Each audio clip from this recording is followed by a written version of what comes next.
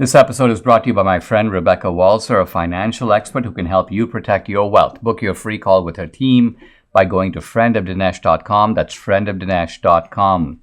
Coming up, I'm going to ridicule the Democratic allegation that Republicans want to starve grandma by cutting her Social Security benefits. I want to explain what the real problem is with these unfunded entitlements. Debbie's going to join me for our weekly roundup. We're going to talk about EMP, electromagnetic pulse threats to our country, the FBI's egregious violation of privacy rights, and some mass shooting incidents, including one at Michigan State University. This is the Dinesh D'Souza Show.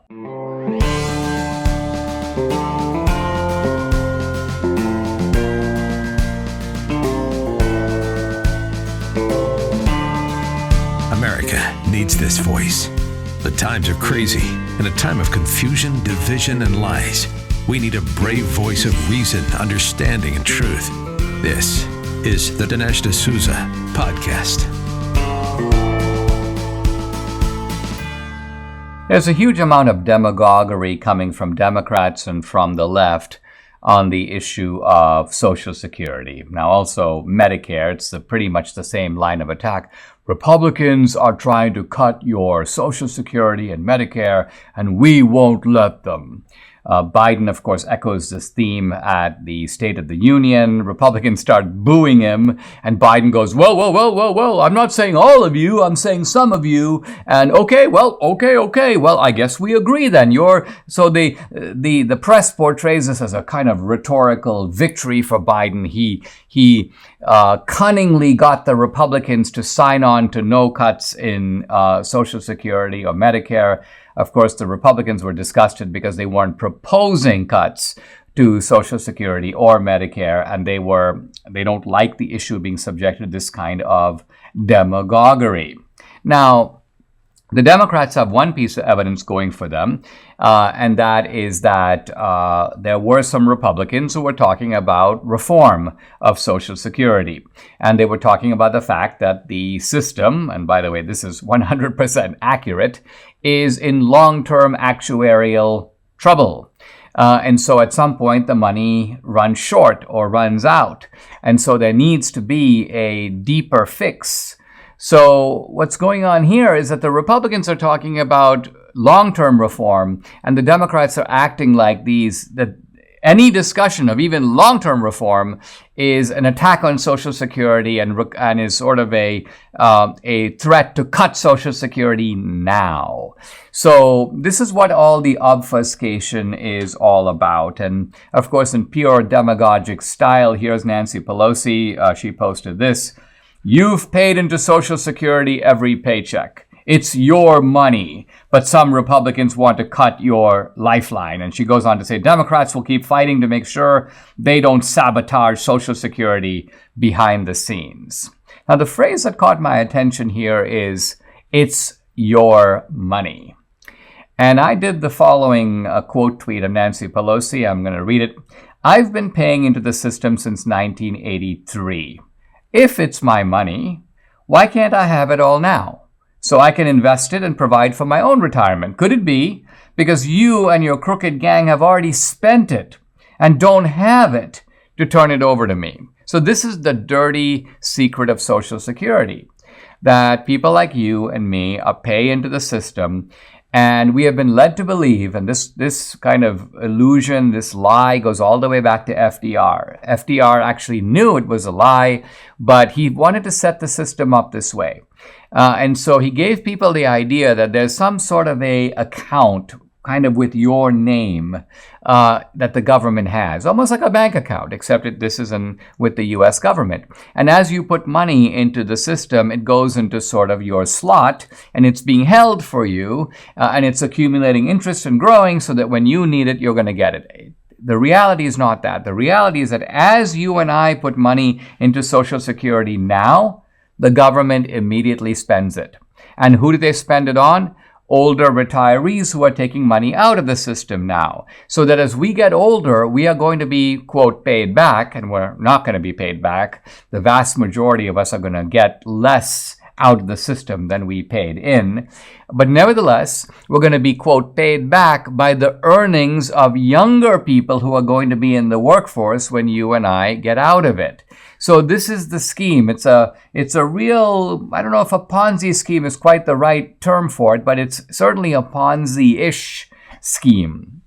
And why did FDR design it this way? Well, he was very explicit about it. He said, I designed it this way so no one would ever be able to stop the program. He wanted the program, in a sense, to be his legacy, to run in perpetuity. And I think what FDR didn't realize is that not all demographic groups are of the equal size. And so, for example, when you have a large group, in this case it's the baby boom, I'm at the very end. Debbie, I think, falls outside technically the baby boom generation. But nevertheless, as this generation retires, you have a giant number of people who are making demands for Social Security benefits, for Medicare, and you've got a smaller cohort of younger people entering the workforce. It's almost like saying it was one thing for the baby boom generation to carry its own parents on their shoulders. That's like an elephant, carrying a human being. But now we're moving into a situation more closely resembling the opposite. The human being is carrying the elephant. And this is where the problems of Social Security come from. The Democrats are acting like there's no problem, no discussions need to be had. Any talk even about long-term reform is an attack on the system. We, the Democrats, stand like Spartans in the past, ready to protect your Social Security benefits. That's the true irresponsibility. It's kind of like in a family, if you've got a husband or a wife who's like spending the family into bankruptcy, and the other one goes, hey, let's take a look at it. Let's make sure we're not overspending here. And the wife goes, you're trying to cut my benefits. You're trying to cut my spending, or vice versa. The point being that that's the person who's being truly irresponsible. Why? Because they're not paying attention to the problem that does need to be addressed and does need to be in some ways solved.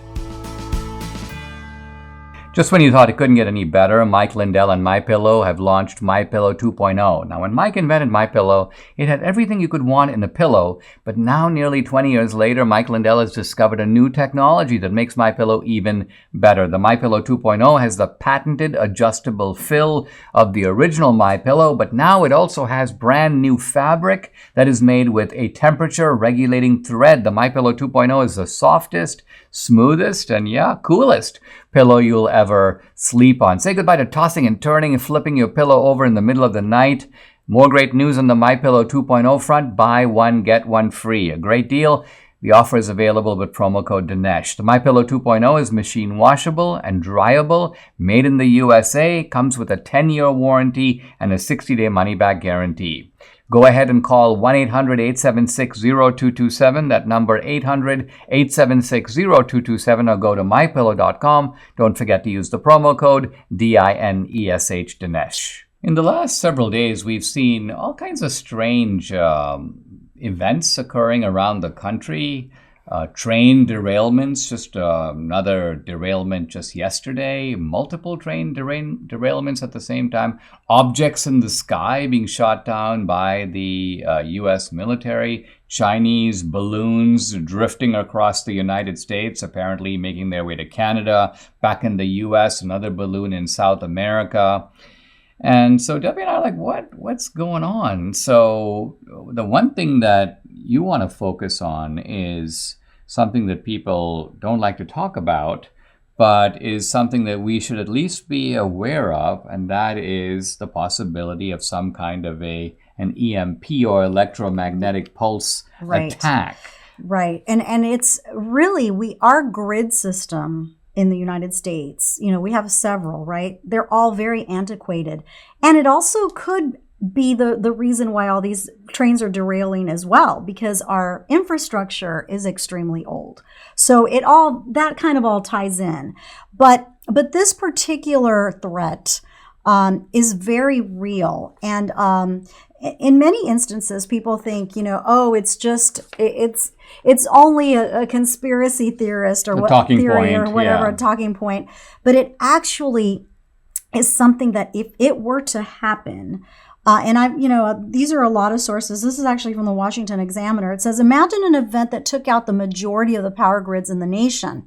Not only would our grids be down, but all modern automobiles, telephones, communication equipment, computers, refrigerators, air conditioners, heaters, internet computers would be destroyed.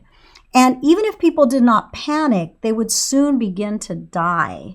So this is, and think of those who are like dependent on electricity for oxygen, kidney dialysis, or, another mechanical means to stay alive. They would all die within a matter of hours. So this is very real. And this is something that, we love to spend money on other countries like, Ukraine. We just gave them, a ton of money again. Why don't we invest our money where it matters for our livelihood here in America? And that is strengthen our grid system to sustain such an attack. And it's not out of the question that China could do that, because these balloons, while they claim were only used for weather monitoring, they could actually have that, that nuclear bomb, whatever goes off in the air, in the atmosphere, to actually take down the grids. It's very high in the atmosphere, so it could definitely do it. They could do that. What's to stop them? I mean, we didn't stop them initially from doing this. They had four? We didn't seem to know about the balloons at all. Yeah. And even if the balloons themselves are not the vehicles of the attack, they could be the prelude to it. So the balloon is a way of checking things out. It's almost like the criminals scouting out beforehand to figure out where are the points of vulnerability, where do I need to attack. Let's remember that a traditional type of attack, where troops come surging into your borders, I think that kind of attack the U.S. could easily repel. Even a direct nuclear strike may not work. First of all, we have ways to defend against that. Second of all, we have a nuclear capacity of our own. But this kind of an EMP attack is directly paralyzing to the whole citizenry. In a matter of time, I mean, don't even count the people who are immediately affected, like someone, let's say, who's on dialysis or needs treatment. But by and large, think of all the people who rely on a supply chain. All the food that shows up in our grocery stores comes as a result of needs. Yeah, and not to mention all the electric things they're pushing, like electric vehicles, electric, ovens. Think of all of that. That would go kaput, right? But the interesting thing is that EMPs can also be a natural form of geomagnetic disturbance, right? It could be like extreme solar geomagnetic disturbance. That is not man-made. So, if we're going to protect our grid, we have to protect it from all kinds of things, right? Not just man-made like China and Russia potentially, and even Iran. I've often said that Iran loves to have their grip on Latin America because it would be a short-range missile for them, right? It's only 1,300 miles away from Venezuela to Miami. So all they need to do is a short-range missile and take out our grid system, and there we go. So it's extremely disturbing that they haven't done that. They desperately need new innovations, the United States, to mitigate the threat and the damage of these EMP attacks. I mean, the thing that frustrates me is that these things are not hard to figure out. My fear is that none of them are actually happening because you're dealing with an administration, and I guess it was yesterday or the day before I was reviewing the Biden kind of defense manual where they talk about their priorities. And, honey, I mean, their priorities are things like, Gay Month, and like Africa, Honor Africa Day, racial diversity, equity and inclusion in the military. Yeah. They act as if the military has nothing to do with being a military. It has nothing to do with defending the country. It has nothing to do with assessing threats or meeting them. It's an extremely disheartening and, to some degree, if you really dwell on it, frightening situation. We all know our digital privacy is under attack. Big tech steals your private information, your pictures, your chat, your email. This is very bad. So is there a better way? Turns out there is.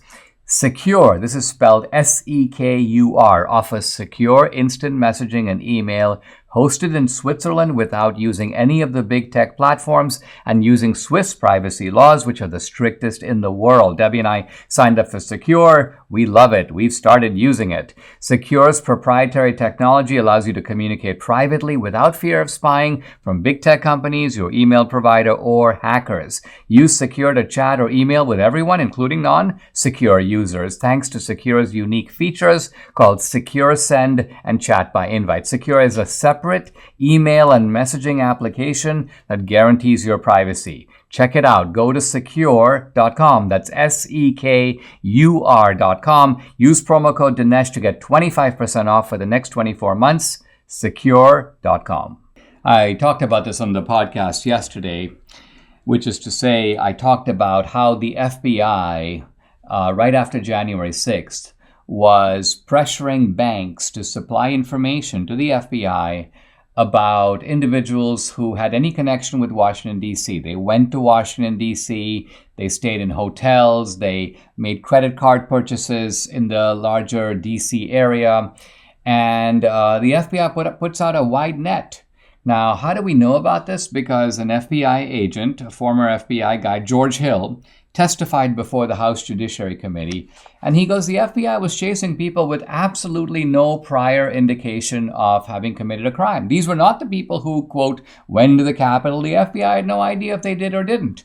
They just said, let's catch everybody who was in the larger D.C. area, and they were making their field offices follow up, get this bank information, and then go check out those people. Look at their names, their social security numbers, perhaps their bank records, their criminal histories.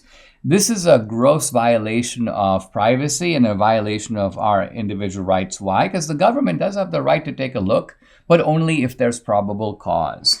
Well, I mean, it also, you have to go back to the hearing with Nicole Parker, right? Is that her name? Yes, that's her name. Nicole Yes. Parker, where she said, she actually admitted that the FBI, part of the FBI, was so politicized that they were playing politics. And that's exactly what these guys were doing. They were playing politics. Anybody associated with Donald Trump, bad. They must be white supremacists. They must be terrorists. I mean, it's just... it's baffling. Apply the logic to, let's say, the riots in Portland, or even to the leftist activists who showed up for the Kavanaugh protests, or even more recently, there are these huge demonstrations. Where was it? I think this was in Georgia, where they took over the Georgia Legislative Chamber. Yeah. Okay, let's run an FBI check of everybody who was in Georgia or traveled to Georgia from anywhere else in the country. Make banks turn over their information, go check them out, look at their criminal. The FBI wouldn't dream of doing this. So right here you have a dramatic illustration of how this lens is focused only one way. And now I'm quoting George Hill. There's no evidence of a crime being committed here. He's talking about January 6th.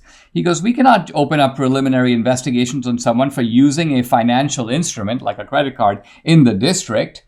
And then he goes on to say that it was very good that the Boston FBI, the one...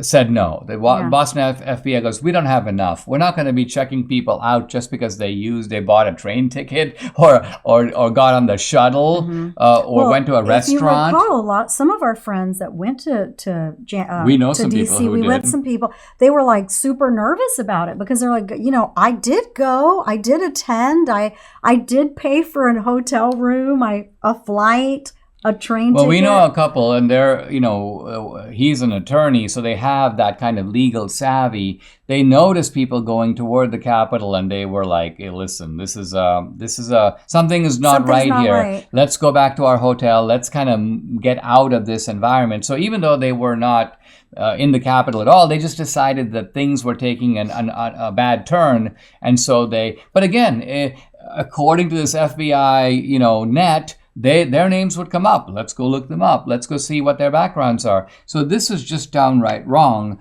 and yet it's going on. So I'm glad the House is on it. Now, the House has the power to expose it, but ultimately the FBI can keep doing it. This is the point. So it seems to me that the way to really up the ante here, impeach Merrick Garland. So impeach Mayorkas, impeach Merrick Garland. Once you put people in the impeachment hot seat, the whole situation changes. First of all, the power of the House to investigate expands dramatically. Second of all, Merrick Garland is going to be extremely nervous because, let's think about it. It's not necessarily that you have the votes to get rid of him, but you can use leverage to get rid of him. You're impeaching him, but now Biden comes to the House and goes, listen, I need to get this budget through. We don't want to shut down the government. And then the House goes, well, listen, we'll meet you halfway on that. Get rid of Merrick Garland. So there's all kinds of ways to kick this guy to the curb. And I think it's time to start putting on some kicking boots.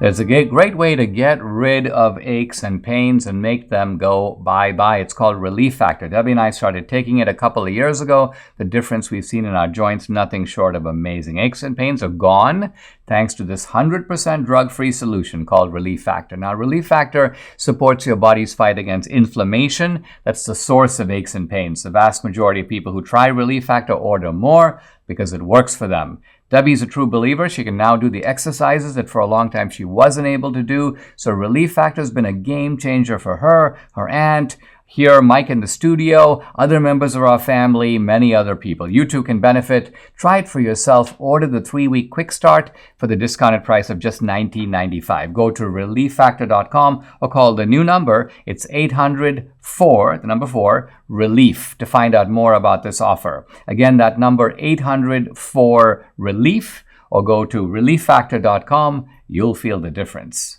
We think about the FBI in terms of the abuses of Trump, the Mar-a-Lago raid, the targeting of January 6th protesters. We've also heard about FBI raids on pro-lifers, FBI surveillance of parents who show up at school board meetings to protest what's going on in their children's classrooms. But here's a new one. The FBI apparently was about to, and I'm happy to say that this was then thwarted, about to open up surveillance and spying on evidently traditionalist Catholics who like the Latin Mass, meaning the Mass said in Latin, and also like the Rosary. I kid you not. So this may seem downright crazy, but apparently it started with the Atlantic Monthly writing an article about the rise of these so-called, well, the Atlantic called them radical traditional Catholics. So they call them rad trads. And who are these radical traditional Catholics? They apparently believe that like Pope Francis is a bit soft, and they put forward their rosary. They're proud of the rosary, and they like the Latin Mass. And the FBI takes this article about the rad trads that's in the Atlantic Monthly, and basically goes, okay, this is something we need to look into. And so they create a forum for targeting these rad trads to see if they pose a danger to the national security, danger to other Americans, are they plotting some kind of terrorist actions, and so on. And by the way, the whistle was blown by Kyle Seraphin, who's an FBI whistleblower, and he goes, hey, listen, the FBI's Richmond Division thinks it's going to protect Virginians from white supremacy because the white supremacists are now hiding out with rosaries and advocating the Latin Mass. That is crazy. Apparently, one of the FBI sources was the SPLC. Big surprise, the Southern Poverty Law Center. This is like an outfit that spins out lies. And so the SPLC and the Atlantic. So what I want to say here, honey, is, I mean, the FBI is to blame here, but I also think that this is where the left-wing media plays a role. Mm-hmm. They create these fictitious plots. Mm-hmm. Oh, you better look at the radical traditionalists. Oh, you better look over here. You've got these people who go to mega churches. Yep. And then the FBI jumps on it and goes, yeah, here's an article. Here's a study from the Southern Poverty Law Center. Now, just to finish up the news part of it, and I'd like you to comment on it. So then apparently a whole bunch of attorney generals, including Virginia Attorney General Jason Miyares, who's Hispanic, he's Catholic. This guy jumps on and he goes, listen, anti-Catholic bigotry seems to be festering in the FBI. The Bureau is treating Catholics as potential terrorists.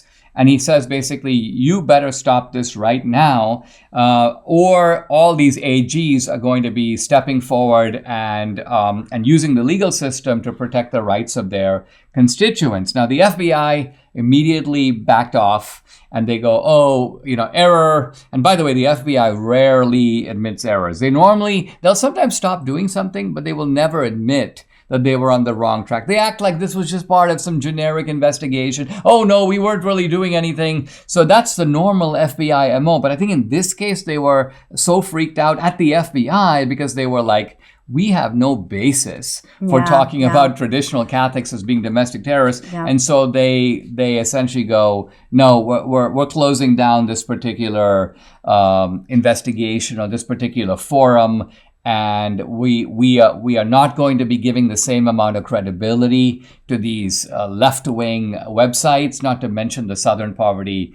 Well, it should be called the Southern Poverty Lying Center, because that's ultimately what these people. What do you think about the fact? It just shows how you got this symbiotic relationship, right? The media, the FBI, working in tandem with the left, and as you know, the left wants to demonize Christianity. I mean, they do. That's kind of a weird thing to say, demonize Christianity, but they are. They're making us bad guys.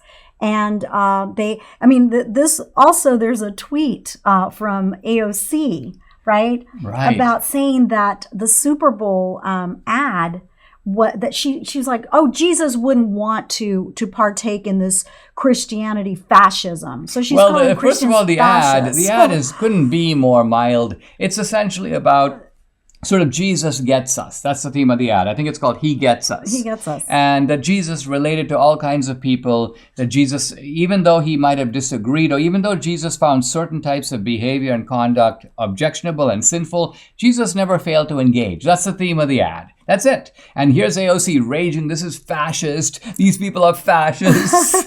So for these people, fascist is like... But this is it. They want to group us together with white supremacists, fascists, and they don't even know the meaning of the word fascist because they themselves are fascists, right? Fascists. And they want to say that we're also terrorists. So the whole notion that if you're white, if you're a Christian, if you're a Catholic, you must therefore be a terrorist.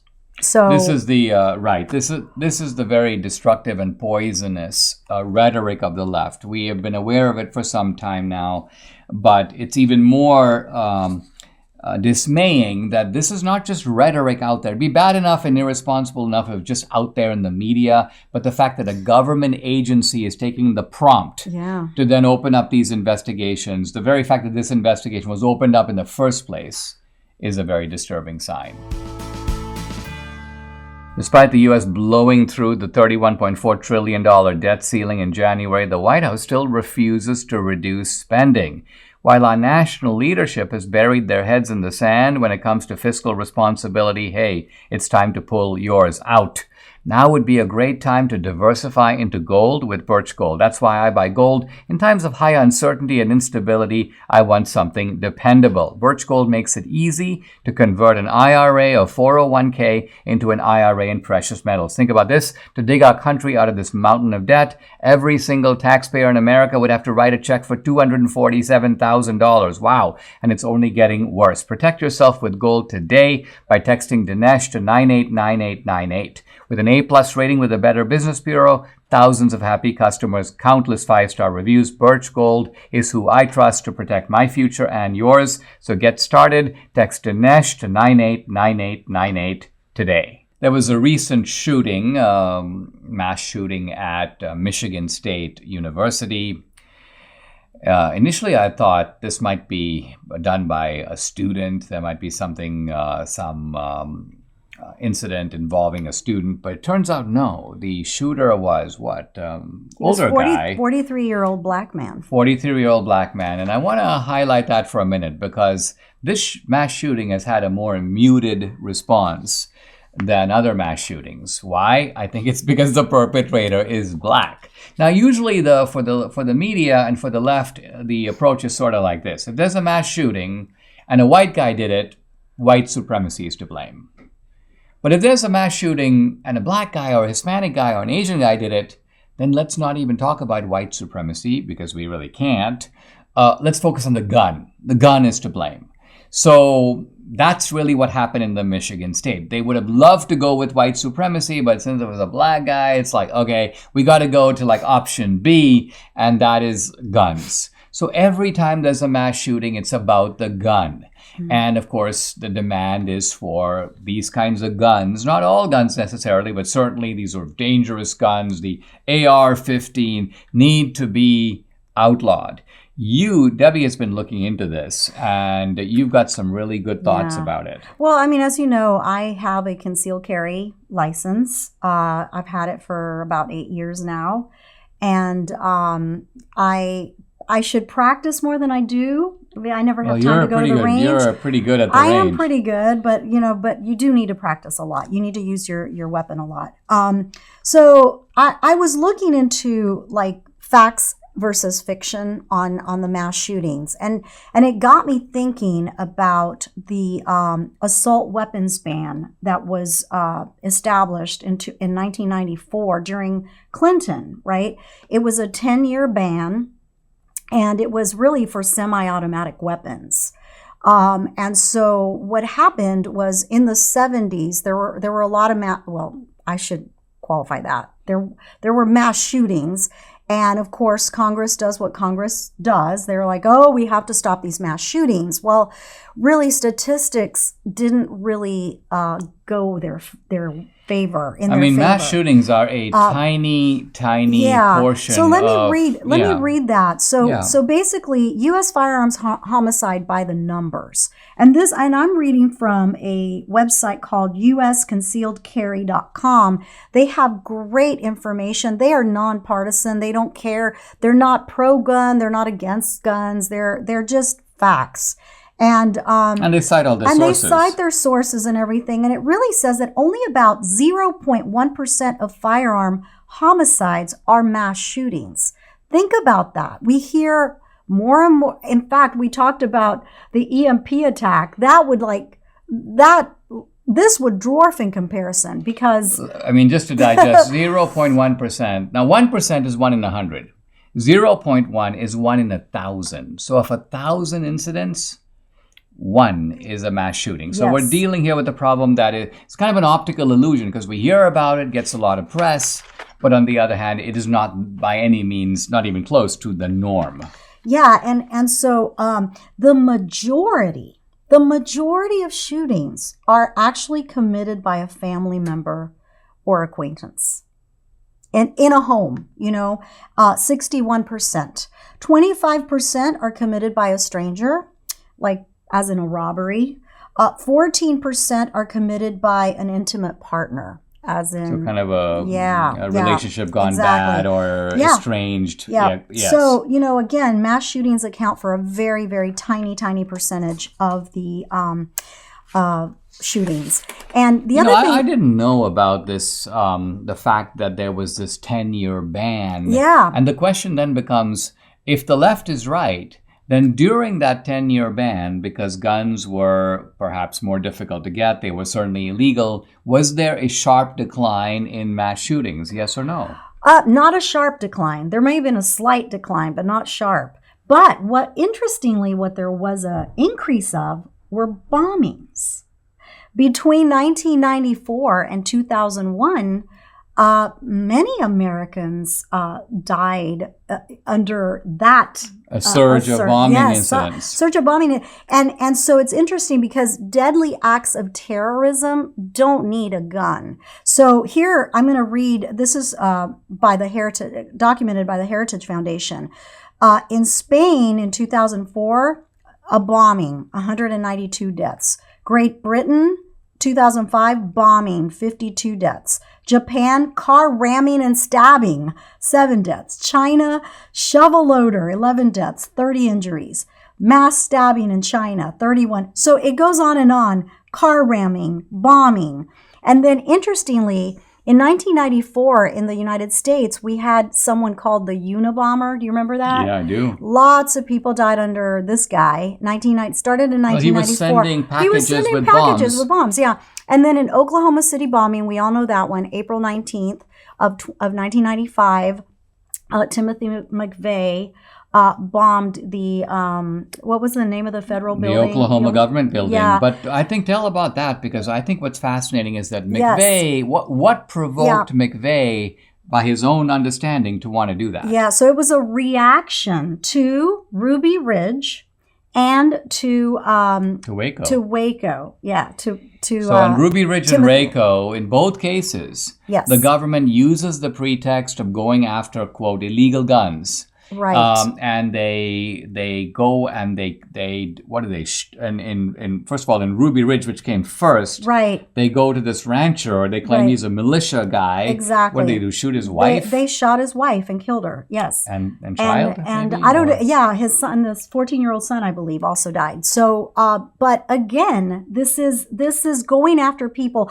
So during all of this time, of course, having these high capacity weapons that people have had the right to do, all of a sudden they became the criminal.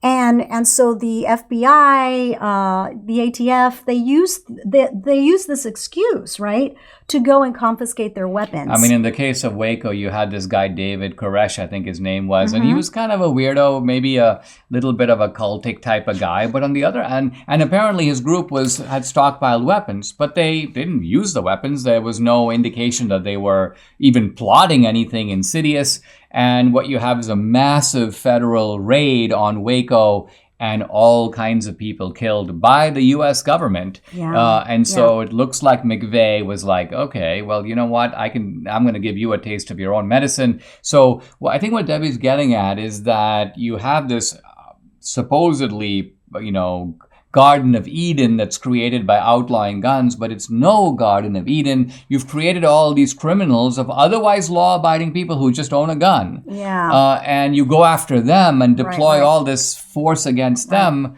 And also the real bad guys figure out other ways to blow things up. Yeah. It's time for a fresh start. Now, the phrase literally means an opportunity to begin something again. You know you need a fresh start in your eating habits, right? How many times last year did you say to yourself, I need to start eating better? Now, eating the right amount of fruits and veggies every day, well, that's almost impossible. I have a much more practical, convenient way for you to make that fresh start with Balance of Nature. Now, Balance of Nature is sourced from 31 whole fruits and vegetables. You get maximum nutrition with their star product, fruits and veggies in a capsule. Debbie and I take them daily. You should also. And right now, take advantage of Balance of Nature's New Year's offer. Get $25 off plus free fiber and spice with your first preferred order of fruits and veggies when you use discount code AMERICA. The offer can end at any time, so act now. Call 800-246-8751. That's 800-246-8751, or go to balanceofnature.com. Use discount code AMERICA. Finally, I thought I'd get Debbie's take on this whole business with the Black National Anthem. Now, in fairness, when they introduced the song at the Super Bowl, they didn't call it the Black National Anthem. Evidently, it's a song that was dubbed by the NAACP in about 1919. This is the Black National Anthem. And that was prior to the U.S. having a national anthem. The national anthem, although composed in the 19th century, was made into the sort of official national anthem, I think, 1931. So more than a decade later. In any event, they play the song, the so-called Black National Anthem, and there you have this viral photo of Carrie Lake, and she's just sitting there like, I'm not going to be standing for this one. She doesn't take a knee, but she's kind of avowedly disinterested. She doesn't. And then she goes on to say, hey, listen, I don't want a black national anthem. I don't want a white one either. I don't want a gay one. I don't want a straight one. I don't want a Hispanic one. I don't want a Hispanic one. Isn't the point of a national anthem to be an anthem for the whole country? What's your reading on all this? Yeah. Well, I think our nation is broken, for sure. And I'm not sure that it's ever going to be repaired. So I do think that people are going to continue to do this. And they use the flag and the national anthem to protest. As you know, I love to sing the national anthem. I've been doing it for many, many years. And I don't look around when I sing the national anthem. I actually face the flag. I don't perform it. It's not a performance. I'm going to sing a solo. I sing and I look at the flag and I put my hand on my heart, and I sing. I'm not watching people to see if they're standing or sitting or kneeling. I don't do any of that. I do that in honor to the country that has given me and many others so much. And that's why I do it, because it's an anthem that means more than just words that, Scott, what was his name? Francis Scott Key wrote down in 1812, right? The War of 1812. So for me, it's more about that. It's not about protesting things.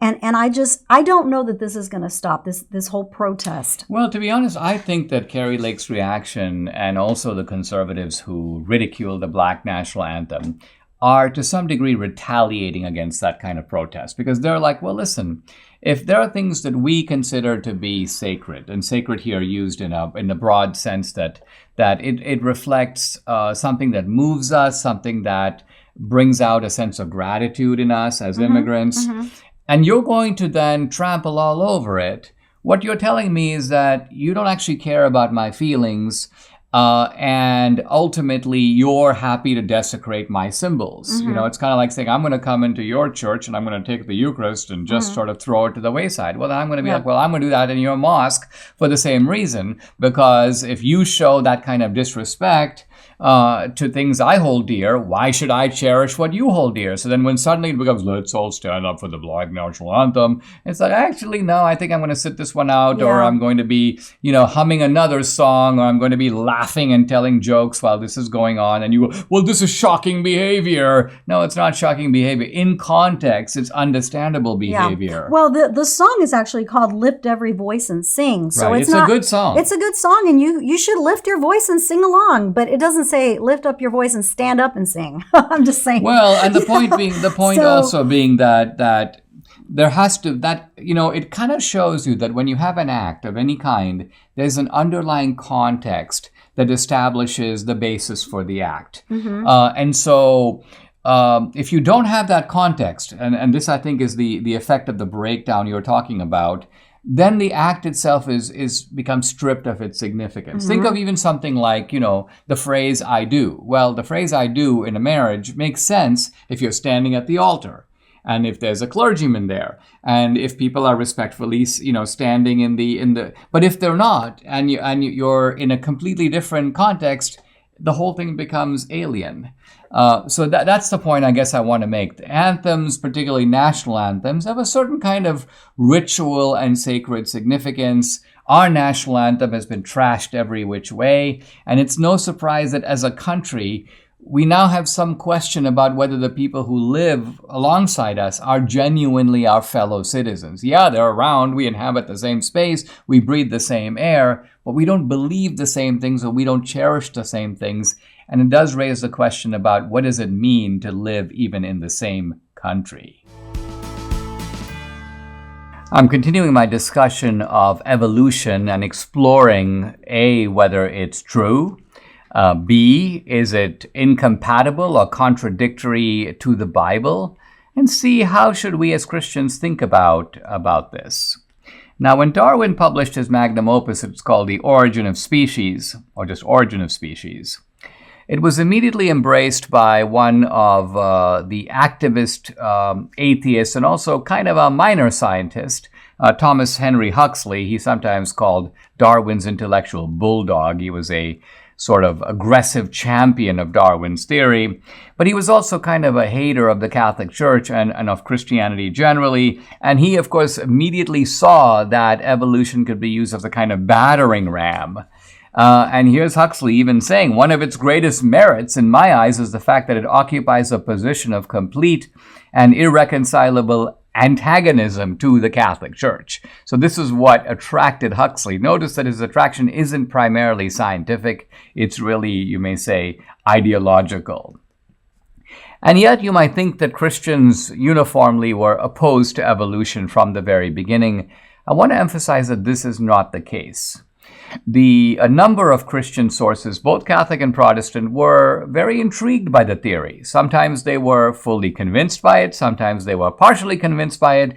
Sometimes they found it unconvincing, but nevertheless, they didn't take the view that it was anti-Christian or sort of overthrew the Bible, or either you believe the Bible or you believe evolution.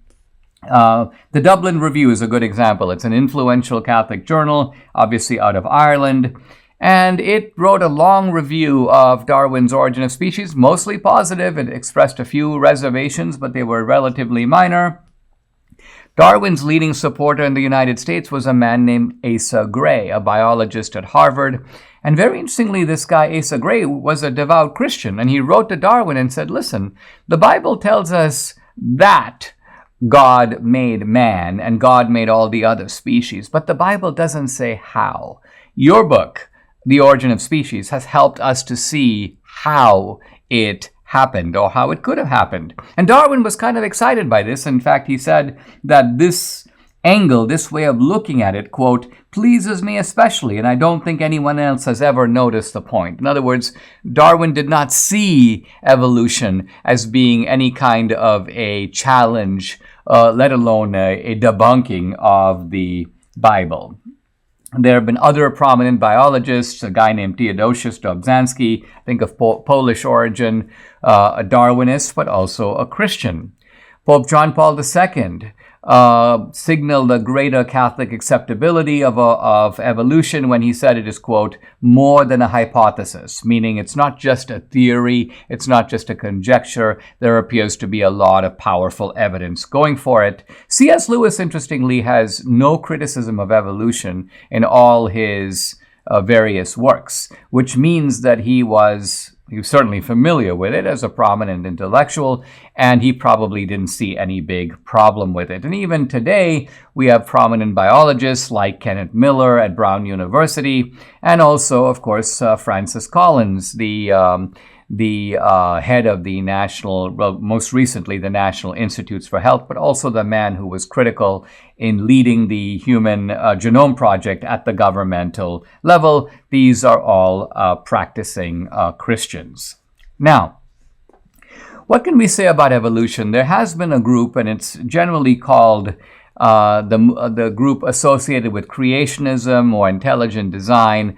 And these guys make some critiques of evolution that we should take a quick look at. They say, wait a minute, look at something as complex as the eye. How could the eye, not just the human eye, but even the animal eye, have evolved like little by little by little? To the degree evolution is incremental adaptations, and then the more advantageous adaptations succeed, how can you account for something that seems to require that you build it all at once, namely the human eye? Number two, we see, if we look at the fossil record, that at one point you have this sudden massive appearance of all these new life forms. This is called the Cambrian explosion, and the Cambrian explosion appears to have occurred all at once. Now, I don't mean literally all at once in the sense that it all occurred overnight. It actually occurred over several million years. But nevertheless, there's no indication that all these life forms that kind of pop out in the Cambrian period the groundwork for them was gradually laid over the millions of years before that. So where did this explosion come from? And then finally, what the intelligent design critics say is they go, look, it's one thing to talk about microevolution, but a whole other thing to talk about macroevolution. So microevolution is evolution within a species. Now, we actually know that microevolution can occur. Why? Because you'll see, for example, different types of dogs. They're the same species. They're all dogs. But it's very possible for even human breeders to produce new traits in dogs through breeding. So if it can be done humanly through artificial kind of organization, isn't it possible that nature could do exactly the same thing by putting certain types of environmental pressure on certain types of dogs? Certain traits are more advantageous and they survive, and other ones do not survive. Subscribe to the Dinesh D'Souza podcast on Apple, Google, and Spotify, or watch on Rumble, YouTube, and SalemNow.com.